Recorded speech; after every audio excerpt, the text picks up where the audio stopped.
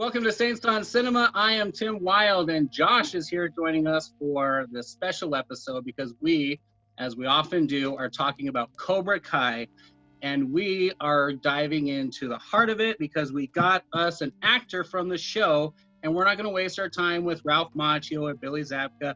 We're going right to the heart of Cobra Kai Season 1, and we got Bo Mitchell talking to us. How are you, Bo? Yo, thank you. What a great intro. I'm good. I'm stoked. We really appreciate you joining us because we are pretty big fans of Cobra Kai and Karate Kid, ahead of time like everyone else is.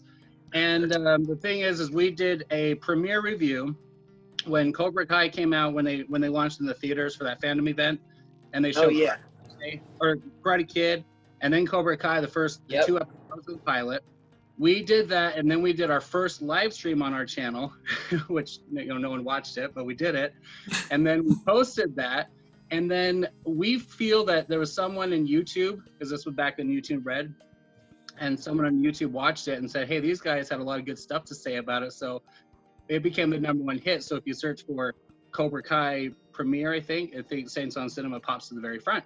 And we were like, that's pretty awesome. And then we got our first 2,000-3,000 views on those first couple of videos, and it was awesome. And that's then rad. We attention on social media from that because we really cared about the show. And so we dove in and did every 2 episodes, we did about an hour discussion at least, diving into the Easter eggs and the character development and the story.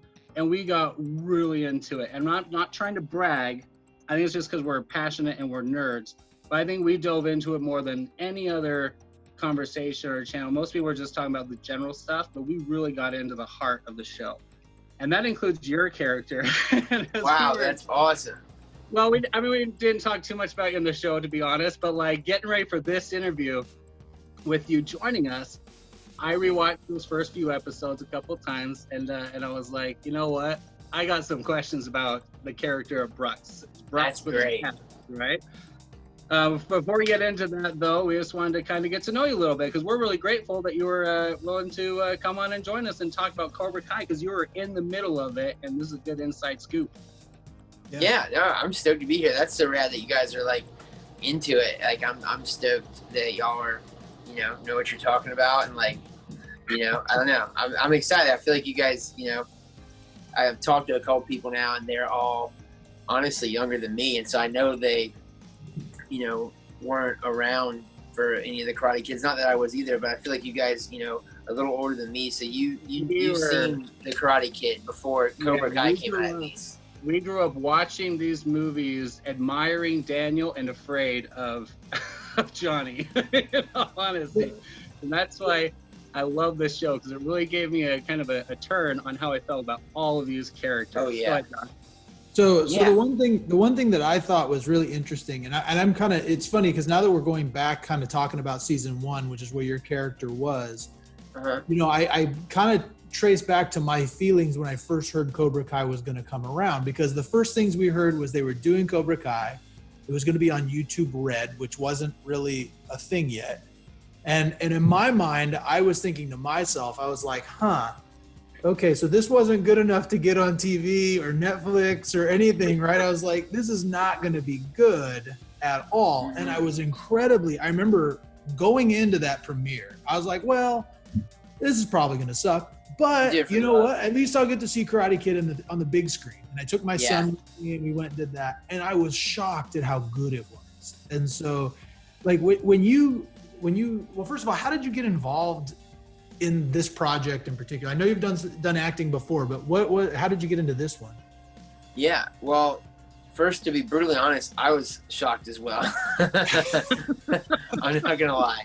I remember getting the audition, and particularly when I got the role, and we were talking through it, and all my agent and manager was like, "Yes, YouTube Brand." I'm like, all right, here we go, like C-grade flick, And I was blown away. Like the moment I got the set, it was much better than that. But yeah. Real quick, in your audition, was the part, loudmouth bully, or what did it say? Because I'm sure Brucks didn't mean anything to you. Oh man, I haven't asked that yet, and that's a great question. I should look at the breakdown. I think I have that email probably sleeping somewhere in my inbox still, but I don't remember what exactly the breakdown for the character said.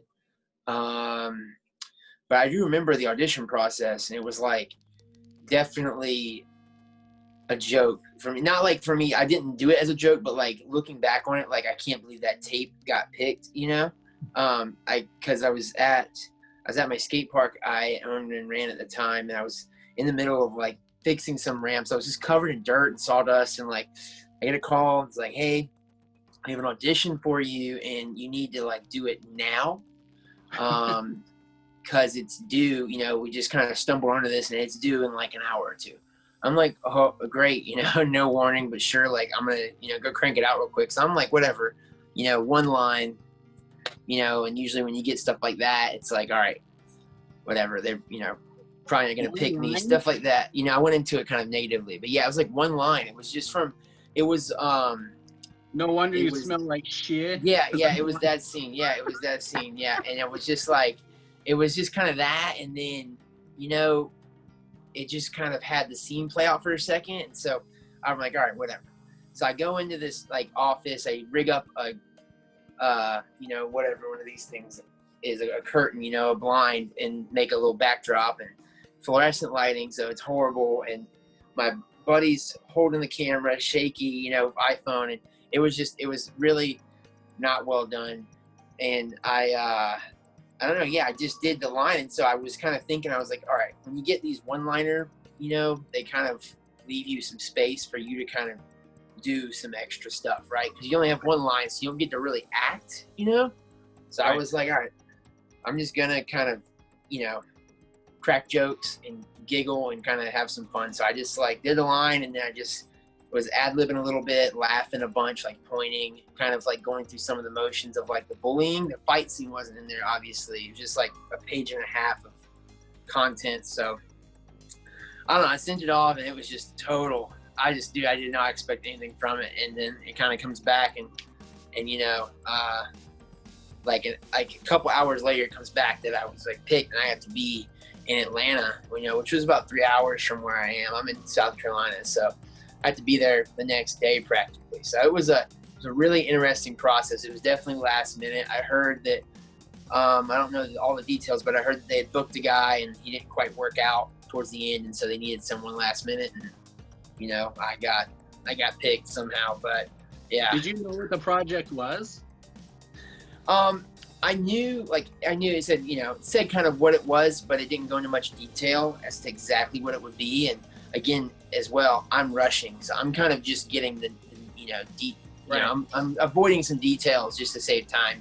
So when I was shooting the audition, I was literally just trying to get it done. And it's crazy because pretty good at self tapes. When I shoot a good self tape, like it looks really good. Like I have, I've spent some money on some lighting gear and stuff. And so it's crazy to me that and I usually spend time like a day or two. Usually get a couple days heads up to get into character, to read lines, and so just having that joke of an audition get picked was really hilarious to me. I don't know, but yeah, you didn't even know it was the Karate Kid franchise, though. No, I didn't know. I didn't know it was a part of the franchise. Obviously, after I booked it, we learned a lot more about it, and I have to look it up. I don't remember the exact details. I almost want to think that they were kind of withholding some information. Sometimes casting will do that. Yeah. Just for the safety of the the script, essentially, right? And so I almost think they were withholding some information, but yeah, man, it was wild. Definitely a crazy auditioning and casting experience for me. But in there. And then how long was it from then that you found out it was the Karate Kid and that you'd be working with Ralph Macchio and Billy Zabka? Yeah, it was like maybe 24 hours or so. It was quick, because I literally got told, hey, you have to be on set in a day, like, pack up and leave, tonight or tomorrow morning type of thing is what happened. And I was on my phone with my manager on the way down to Atlanta. I'm in Aiken, South Carolina at the time, which is by Augusta, Georgia. They play the Masters golf. And so about 3 hours from Atlanta. So I'm just driving to Atlanta, to do this role, and my manager's on the phone with me, and we're just kind of chatting about it, and she's reading me more info, right? Because it's coming in, you know, and she's kind of helping me go through it and figure out what exactly this is, and we start talking about it. I'm starting to get stoked because I actually like the Karate Kid. You know, I was like, not to be a hipster, but I was a fan before Cobra Kai came out, even though I'm not of age, you know. Yeah. But like, I know I feel like a lot of people want to claim that, but my parents were, they had a, you know, the 80s was like their prime teenage years, so it was like they instilled a lot of that in me, you know. So I got all these movies out of the 80s, and of course all the Karate Kids, and then I was stoked on the Karate Kid. So when that remake came out with Jackie Chan and Jaden Smith, I was stoked on that too. So I was definitely hyped that I was going to be a part of the franchise. We're going to have to argue about that, Bo. I know. So here's the thing, right? I'm like I'm an optimist. Like I love it regardless. Like a lot of shows that, you know, when they have spinoffs and everyone hates it, I'm just like, no, I'm just hyped they're making something. So I'm like, I'm an optimist. I know. I loved it, and Josh hates it, but that's that. We're gonna do a feature on that way down the road. But good to know there's a good vote on my side from a Karate Kid expert, Josh. Just saying. So, you know what I mean? Right. So you're a fan of the Karate Kid. So were you? I mean, who were you more? I mean, I don't want to, you know, make it sound like one's better than the other, but who were you more excited to shoot scenes with? Were you more excited with like a Ralph Macchio and Daniel, or more getting beat up by Johnny? You didn't have any scenes with Ralph Macchio. You had, I mean, all the stuff in the dance. He had the scene where he came out of the bathroom. The house party, yeah. Oh, you're right. I'm sorry. Yeah. I was thinking about the dance. Yeah, not to get off track with the prelude. That actually, you know, like. I was casted for a role when I was about 10 or 12 to actually play in a movie with Jack Black and Mr. Miyagi, and rest in peace, but he like died during pre-production, so they canceled the film. So it was really sad, but I was stoked for that when I was younger. So it was kind of a weird thing getting this opportunity to be on this when I had an opportunity to work with someone from the cast a long time ago. So it was like a weird cycle of universe type thing for me, but definitely trumps Daniel and John. Yeah, and I didn't get to meet him, sadly. We were, you know, in pre-production. I know I got casted, knew what was going to happen. We didn't get to that part, but yeah, I mean, yeah, I think I was, you know, like I said, I think I was driving there learning about it, and I didn't even have time to relish in it because I got on set,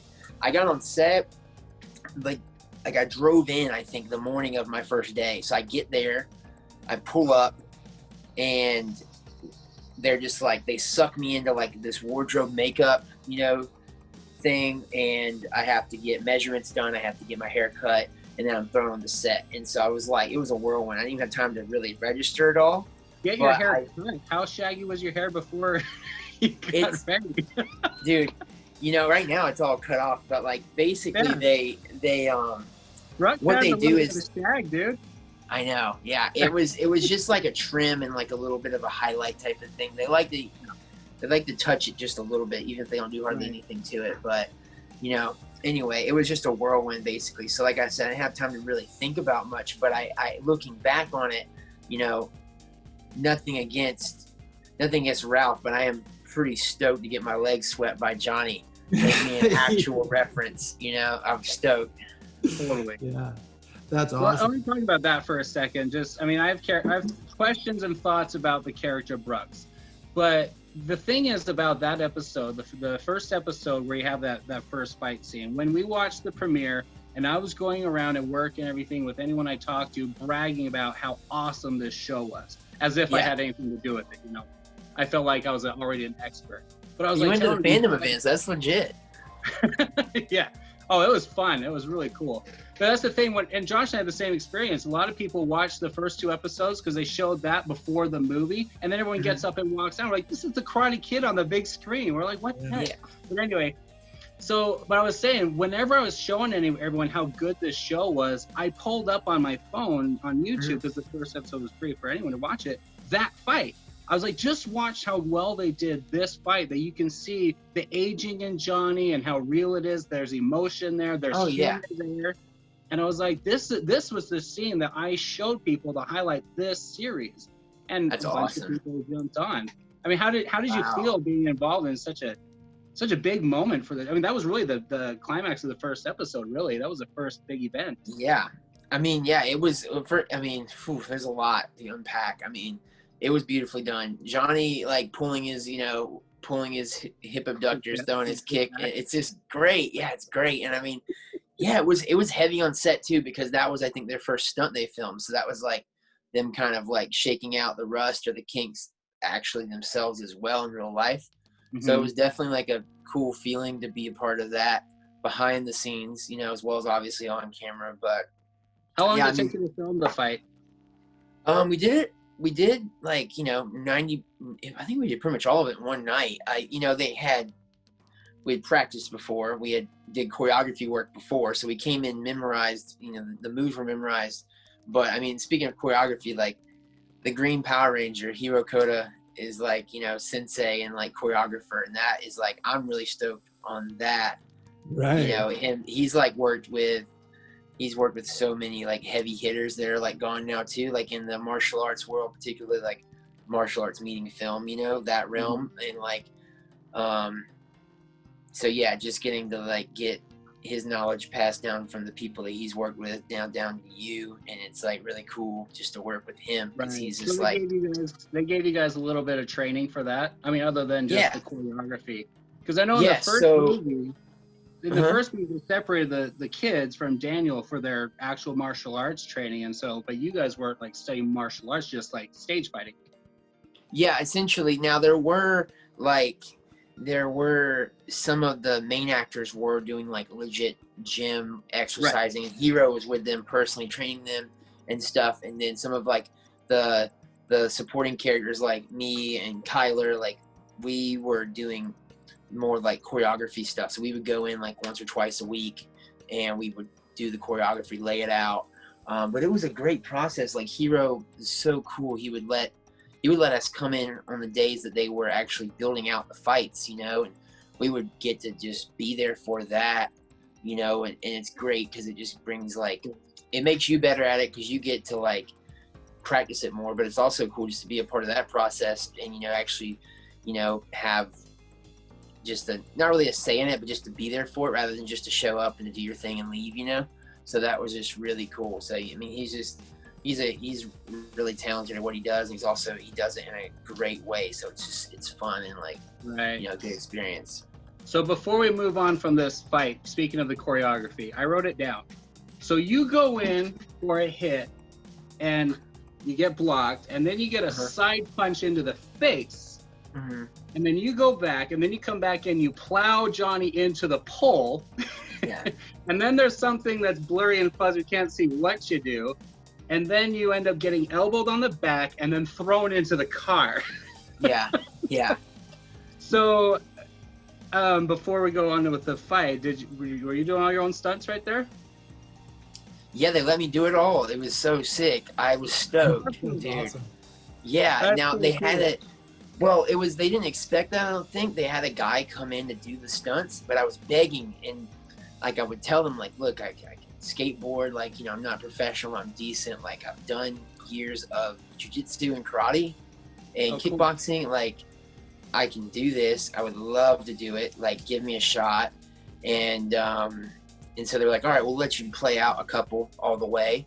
And I was like, all right, I just gotta like commit, like throw myself, like really like, really do it. And so I just did it and like was just slammed myself into the car, like really tackling Johnny, like really going for it. And they loved it. And they were like, all right, well, that worked. You're good. You're obviously good at it. Like, and you're not whining about scraping your elbow or something. So you can have it. And it was so sick. Yeah. So I got to do my own stunts.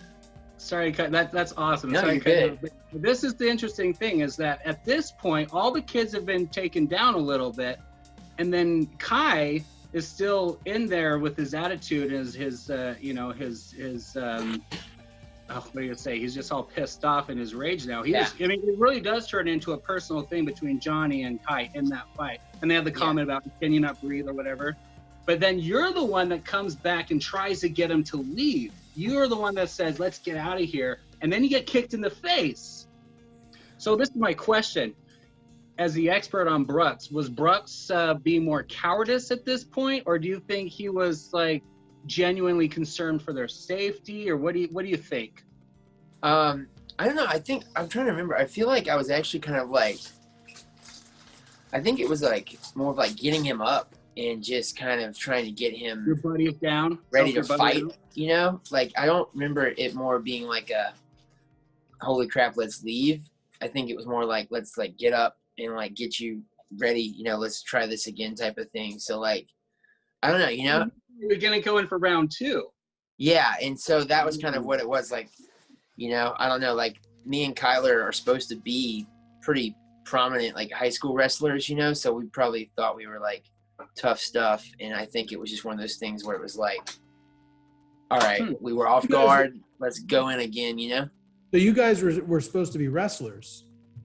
Yeah, so we're both that whole crew of dudes that is in that parking lot fight are all supposed to be on a high school wrestling team.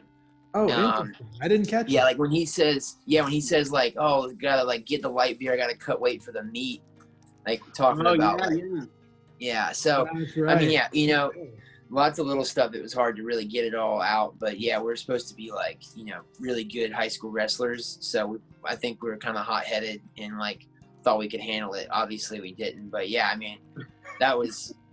Yeah, that was wait a minute, hold on. This kind of casts some doubt on the reality of this, because we all know wrestlers are better than karate guys. I mean, come on. I mean, we've all seen enough UFC. No, I'm just kidding. So, yeah, right. So now contrast that. Was that harder to film than the lunch fight that you had with Miguel? Because you have that fight later on. Which one was harder to? Because I see there was a longer fight with Miguel. Was that harder to do, and were you doing your own stunts there too? Yeah, I was doing my own stunts there throughout the whole thing. I got to do it all, and it was great. And I mean, yeah. So I think that overall, that lunch fight was probably one of the hardest fights of that season, if not the hardest. It was just, and I'd say that because it's kind of like layered, like it's hard for everybody. You know, like camera team, like had a lot of cinematic work to do because we literally, the lunchroom was real. It was full of tables, full of humans, like and extras running around, and yeah. So they had a lot of work to do. Number one, just to catch the close-ups and move the cameras around a bunch constantly, you know. And number two, to catch some of those masters, because we have some like master shots, like super wides, where it's literally the entire room and you can see the whole fight play out, you know, without the camera hardly moving at all. And that stuff's really hard to pull off, you know, for the entire crew, the entire production. So anyway, yeah, I think it was tough for everyone. And then, of course, boiling it down to the fighting, you know, it's like a lot of crazy moves there. Like I know that the one shot they took, Miguel had the wild fumble with the lunch tray. And that was just, it was choreographed to be a lot smoother than that, you know? But him rolling over it and just fumbling with it, being in the moment, though, he made it work, and it was just real. Yeah, it looked a lot more organic that way, for sure. Yeah. Well, speaking of that fight, I have a theory on that fight. So in that scene, when everyone's like, when Kai is like talking smack about Sam, you know, about the sign and everything, your character Brucks is just like the most into just cheering on. Like, you can tell that Brucks loves Kai. He thinks Kai is the coolest freaking guy, and he admires and adores him, and he has all this hero worship. But I suspect and I think that when stuff gets down to real fighting, Brucks is a coward, because this is what I observed. There we go. There's the fight, and then you get in, but you're kind of like behind everyone else when you go into the fight. But the big point of it is there was the conversation with Miguel, which is one of my favorite parts of the fight, is where Miguel was training with Johnny, and Johnny says your opponents won't always hit you from the front, they're going to come behind you. You know, there's never a fair fight.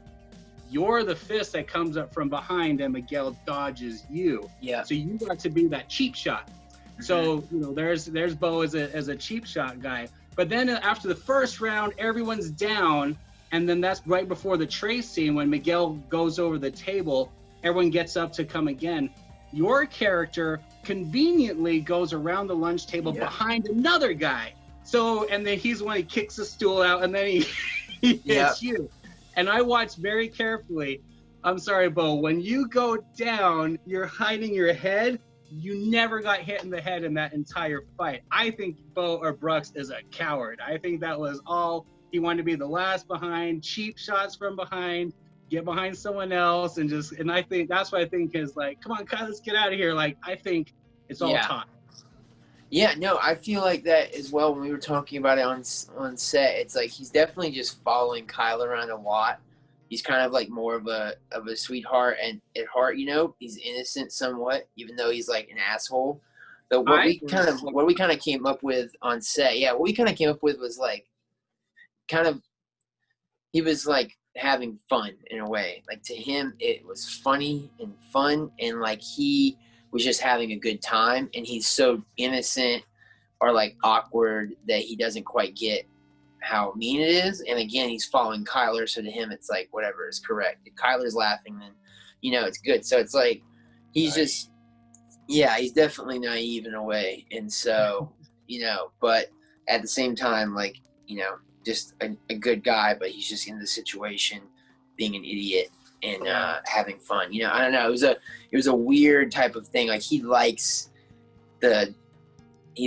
enjoys it in a way, like all of the hecticness as well. Like, you know, like when it's kind of like he was, what I was told as well from John, Josh, and Hayden is that Brucks is like this sequel's reincarnation of the Dutch character. Yes, that's exactly what I thought. Yeah.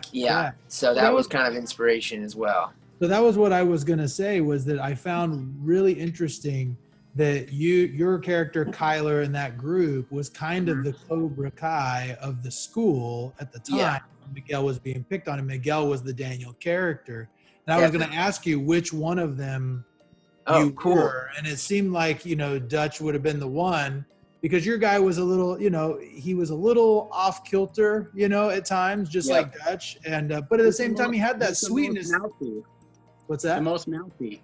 Yeah, that's true. The most mouthy, but he also had that sweetness, kind of like Bobby too. You know what I mean? So I'm not really sure. So that was interesting.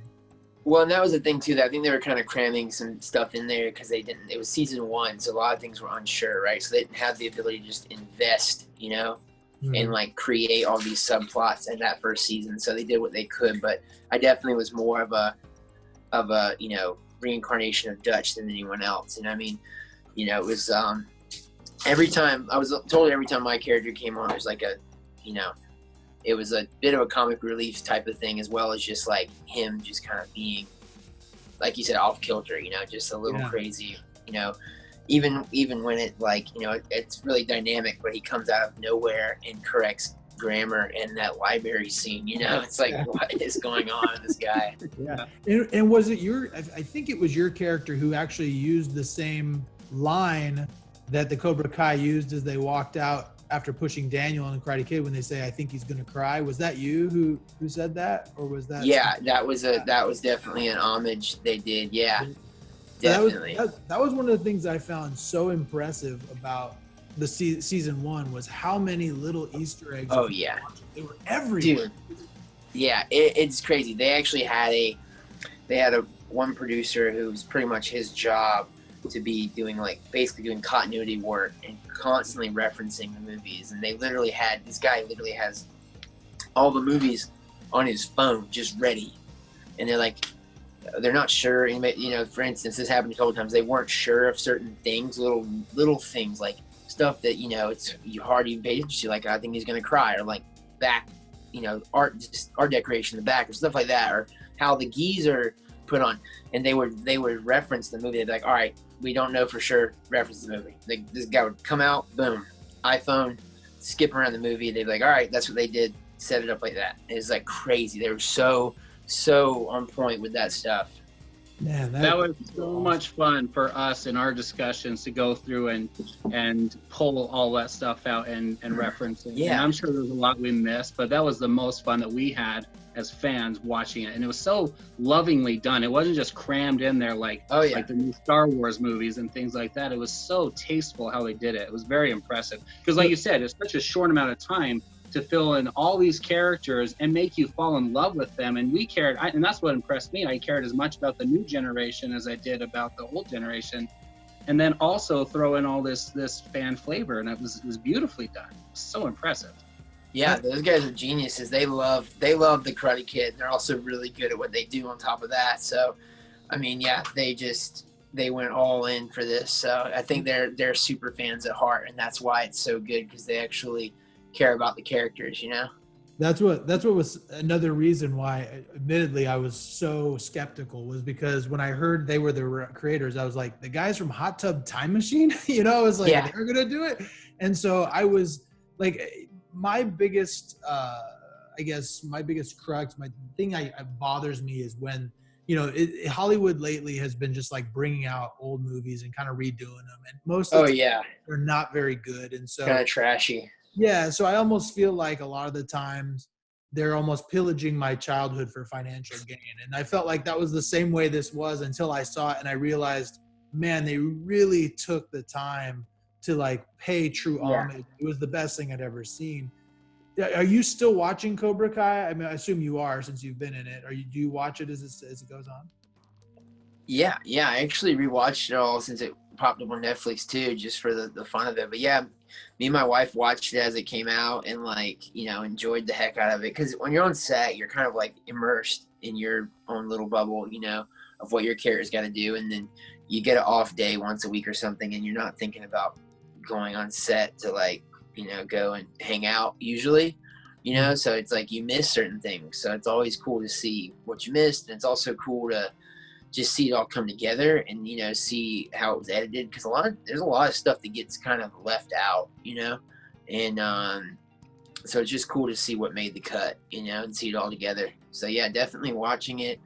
You know, stoked for season 3, and I know they're prepping season 4 right now, so I'm, you know, definitely gonna be watching. Like I said too, I'm still a fan. Definitely wouldn't qualify myself as a super fan, but I do like the franchise and stoked to be a part of it. So always going to be, you know, seeing what those guys are doing. It's too cool too, like, not to ramble on, but like the new generation of characters I've actually made personal friends with. And so it's just fun to see them in there, you know. It makes me giggle, you know, seeing them play their characters, you know. Yeah. So who is it that would you say you're most close with that's still on the show?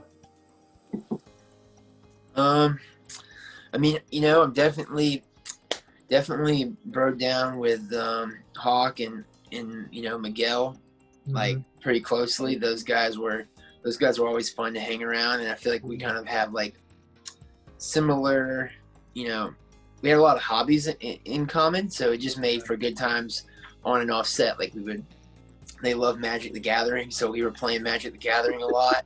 And like, yeah, it's great. And, you know, Jacob Bertrand, he's like a little daredevil, so he's fun to hang out with, because, you know, I skate, and so he was into that type of stuff. He doesn't really skate, but, you know, we could get along and talk about whatever, you know, doing silly stuff like, you know, rock climbing or dirt bikes or whatever.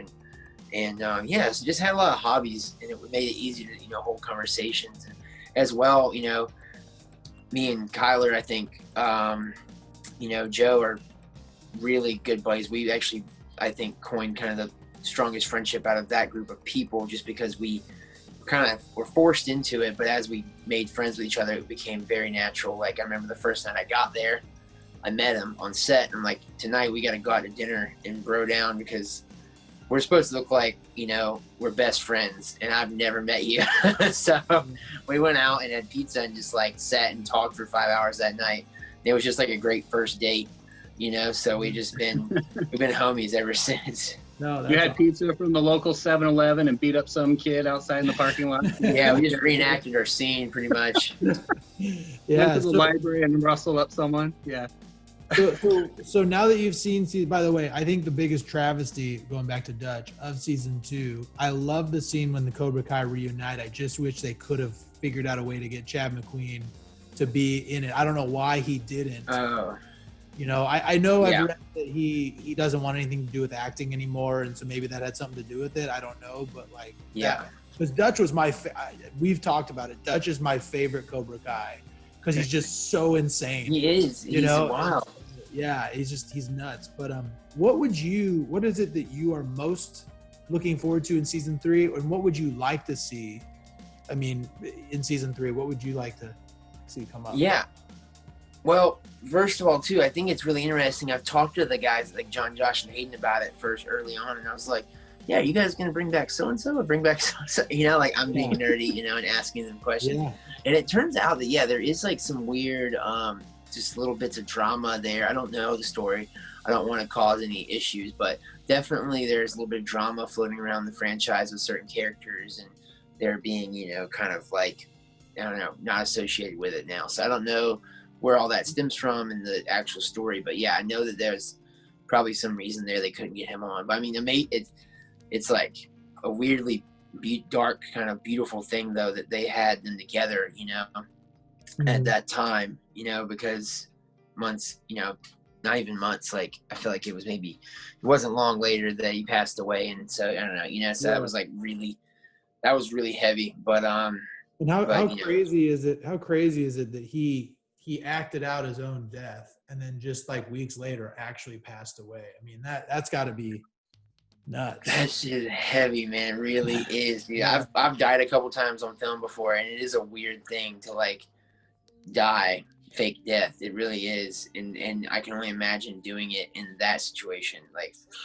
it's heavy, dude. It's really heavy. So I mean, but moving on to season 3 questions, like I don't know, I'm stoked to see it all come together. There's definitely, it's been the larger arc, right, of Cobra Kai. The show, I feel like, has been bubbling.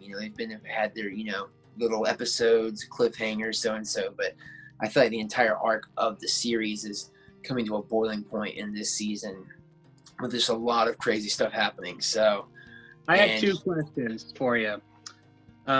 As a fan, not as a performer, not as an actor with the inside scoop, and just how you related to the actors. But first of all, are you team Daniel or Johnny? Because Josh and I have polar opposite reactions to these characters. I mean, it's hard now, I feel like, because I don't know. Hang on, now, give me a second. It's very hard. It's hard. It's harder now, right? Because you have the 2 sides of the coin to review. I think I would have definitely been all about Team Daniel, but now with Cobra Kai out, I think I'm more of Team Johnny type of guy. So you're like that. Here's the thing, though.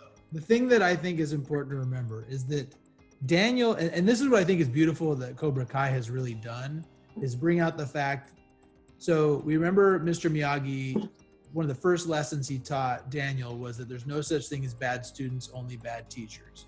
And so the beautiful thing is that Cobra Kai has highlighted that Daniel and Johnny are really the same character that just happened to run into different karate dojos and have different mentors. Either one, and we even see in part 3 that Daniel could have become Johnny in Cobra Kai had he joined Cobra Kai, and Johnny could have become Daniel if he had ran into Mr. Miyagi. It's just that teacher mentality. So it's hard to say, are you Team Johnny or Team Daniel? Because like, I'm not necessarily saying I'm Team Daniel. I just think that I think that Cobra Kai has made Daniel turn out look more like a jerk than he really is, because this is being filmed really from Johnny's perspective. You know what I mean? Like, this is all, most of it. Yeah, that's super introspective. That's really heavy, but I do agree with that. That's crazy. Yeah, so it's interesting, I am personally super excited that season 3 is going to go partially to Okinawa, because I think Karate Kid 2 is like one of the best sequels that doesn't get a lot of play. I mean, it's so good. And so the idea that they're going to go to Okinawa and possibly, the rumor is, Chosen's returning, like that looks pretty. Season 3 is going to be wild, man. It's going to be all around. There's a lot of activity, and And I still think, and I hope that Josh and Hayden and all those guys, I hope that, and John, they all hear this. Kumiko was a way better love interest than Allie. Period. And like Kumiko, I had a crush on Kumiko when I was like 10. So yeah, she was amazing. I had a crush on all of Wow. Okay. Speaking of crushes, Bo, this is my other question. Do you think Sam should end up with Miguel or Robbie? Hey, okay. There's only one answer. One of those guys is a jerk and doesn't deserve her. One of those guys is a sweet kid and totally deserves her. Wow. And one of them will fight honorably. I don't know. I feel like and one of them had an honest and genuine kiss with her, the first kiss that was like one of the most loving and sweetest kisses on camera. And the other one was kissing a girl, taking an opportunity while she was mourning over another guy. So that tells you something too. But you're really setting this up. I love it. I mean, it's like that, you always have like the good guy, the good girl, and you want them to end up together, but I don't know. I feel like I don't know. It's kind of weird. I feel like they're also kind of like, yeah, I don't know. It's hard to answer. I think that I think I'd have to go with seeing Sam and Miguel come back together would be a better storyline, but I don't know. I feel like her and Robbie make a really good team, so I think I'd have to go with her and Robbie. I'm sorry. Ew. Not what you were going for, but I hate him. Okay. Well, then Miguel can end up with what's her name? Josh, what's her name? The other girl that I like. Tori. Who? Tori. She's awesome. Yeah. Yeah, she's interesting too. It's really interesting. The thing that I found so amazing is I never thought that I would like be as invested in the newer characters as I was Daniel and Johnny. They did a good job with that. Miguel and Robbie are just as interesting, as Daniel and Johnny. I mean, yeah, really. They did a really good job with that. I'm stoked on like how much time they're giving everyone to be developed, and I mean, it's like, I feel like it's kind of what they should do. I know it's not as fun, right? Because you want to see all these characters you love, but it's the way to keep it going. You have to just, develop the next generation. So it's like, I don't know. It's like, the Generation Z right now, all the preteens that are obsessed with this show, when they show their kids this, they're gonna love the Karate Kid, but this is gonna be their Karate Kid, Right. Yeah. So true. Yeah. It's going to be interesting. Another thing I love about the series is how many times Daniel and Johnny are so close to just you feel like they're finally going to be friends, and it's amazing. It happens every time. Like my favorite episode of both seasons was the ones where Daniel and Johnny are hanging out, like one in the bar. They're forced together. They're forced to spend time together. It's hilarious. Yeah, and then they turn out to really like each other, and then something happens that just blows it up. And it's really both of their faults, both times. They both react, and it becomes a problem again. And so I'm hoping in season 3 we're going to get some semblance of Johnny and Daniel come together to fight John Kreese's Cobra Kai. That's what I'm hoping somehow they come together. It seems like at the end of season 2, Johnny finally realized there's no saving Cobra Kai in its current form. And it's all about Miguel, our hero and protagonist of the series, who should end up with the girl. Well, that's what's so great about it. Going back to Mr. Miyagi, right? Like going back to Mr. Miyagi, he always said it's not just about karate, but balance is a lesson in life, right? And so having a balance between Cobra Kai and Miyagi-Do, it's not just for defense, but you also want to show mercy. Finding that balance is kind of what I think. It's almost like the Force coming together for the Star Wars fan and Tim. So, yeah. In which lesson you celebrated when he came in and said, "I'm the man and you the man," when he went on the date and everything. It was like, you're so happy for Miguel. Robbie stole a creepy kiss in the fireplace. Oh, whatever. Anyway, all right. I just have 2 more things I want to say about Brucks. One's a question, Bo. So first of all, I got to say my favorite scene, or my favorite moment with Brucks was the part where he came out with wearing Daniel's shorts was hilarious. And he said the line, what was the line? This is what the subtitle says. he comes in and says, skinny dip and bong rips. It's like, was that your line? Like, what is?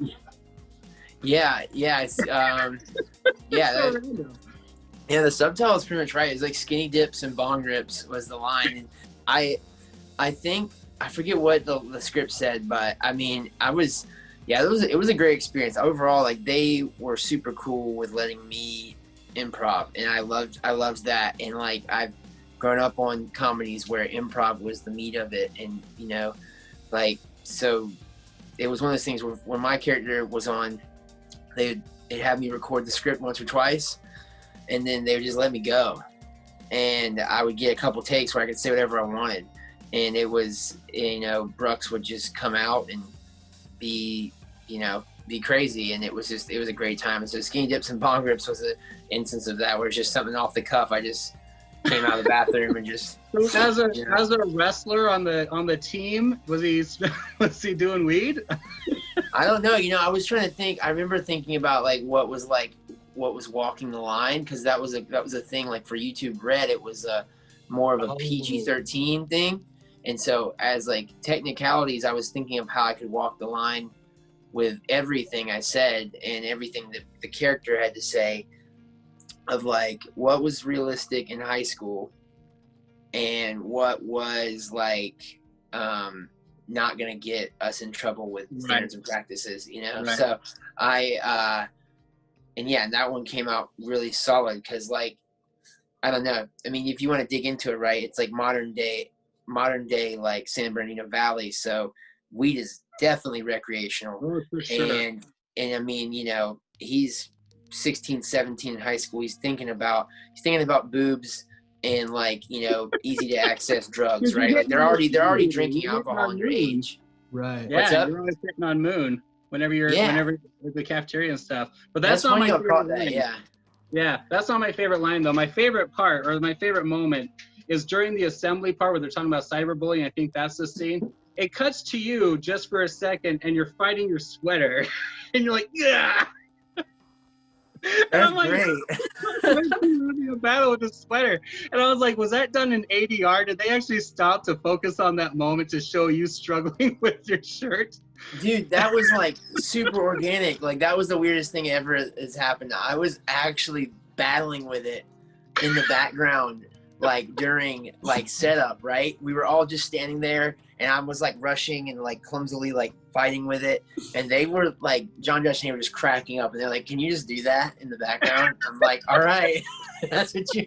I thought I came here to like do something technical, and you just wanted to fuck her in the sweater. That is so Brucks, because he's like all talk. He's like joining and picking fights here. He'll even take a few hits and everything, hitting on the cheerleader, but he's like, "Get by the sweater." Yeah. So great. Just the most exciting. Dude, thank you. I'm glad you noticed that. So here's my other question though. This is my last question. We'll kind of wrap up so you can get going. But right after the fight in the cafeteria, at the end of that episode, Miguel goes to Johnny to report what happened, and then Johnny turns and he goes, "All four of them." He says, "Even the big dumb one." Do you think he's talking about you or Kai? That's funny. No, I'm 99% sure he's talking about me. Talking about Brucks, yeah. Definitely.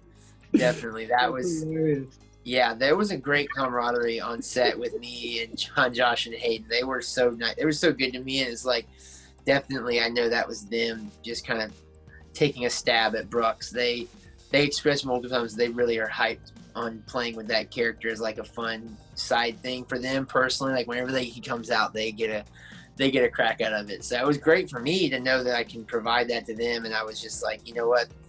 That's them just messing with me and messing with the character. So I was like, I feel like that's definitely for Brucks, but I didn't hear anyone think about it for Kyler. But yeah, I'm pretty sure it's free. Well, it's the thing about, you let someone talk long, they're all, all mouth, like they're dumb. They come out there, especially when he's saying stupid things and accusations about Sam and all that stuff. And Johnny didn't know all that stuff, but his only encounter or interactions with someone being dumb would have been Kai, with the way he was mouthing off in the first fight. Right.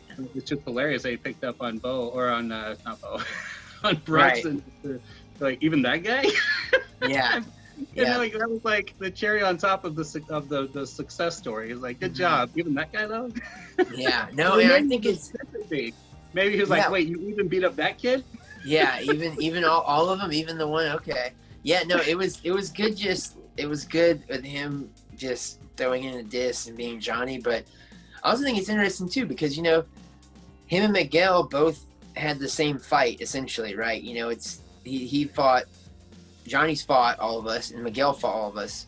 Miguel had multiple run-ins, but Johnny kind of knows what we could do essentially, even though he like completely handled us. But I think he was like, oh wow, even the one that tackled me, cool, or whatever. It's like, yeah, he gets it kind of. But so I think that was a cool moment where they kind of like shared that experience too. He was like, all right, Yeah, and it was after that he gave him his gi, right? After the fight, isn't that when he took him out to the trunk and gave him the gi? So yeah, it's like a recognition of what he did. Yeah. So my last question for you really is you got to do all this stuff, you got to see all these different things. What would you say is like the thing that you took away as being your favorite part of the experience of being involved in Cobra Kai? Ooh, that's heavy. I don't know. I think it's between me personally. I think it's between, either getting to do the stunts, probably that one, just because I don't, where else am I going to get to be able to do this type of stunt work with such a great team? Like, it's like we got nominated for Emmys every season, and we should have won, but it's like, I mean, that's definitely number one. But close second is, like I said earlier, just having the opportunity to kind of improv, because to me it's definitely a big deal and something a lot of people don't think about. But it's like when you're trusted, because it's like the characters are kind of their babies, John, Josh, and Hayden. It's like, and they care for them, and so they want to see them portrayed correctly. And so when they trust the actor to bring the character on without their direction every moment, and they trust the actor to also bring their own take to the character and elevate it, it's like really cool to get that type of like a go get 'em tiger type of encouragement, so it was like getting that from them was great for me personally, because I was like, this is rad. They're stoked on what I'm doing, they trust me, and I get to have a lot of fun. Because when you get to kind of lose yourself in the character and just be silly or do what comes to mind, it's way more fun, so.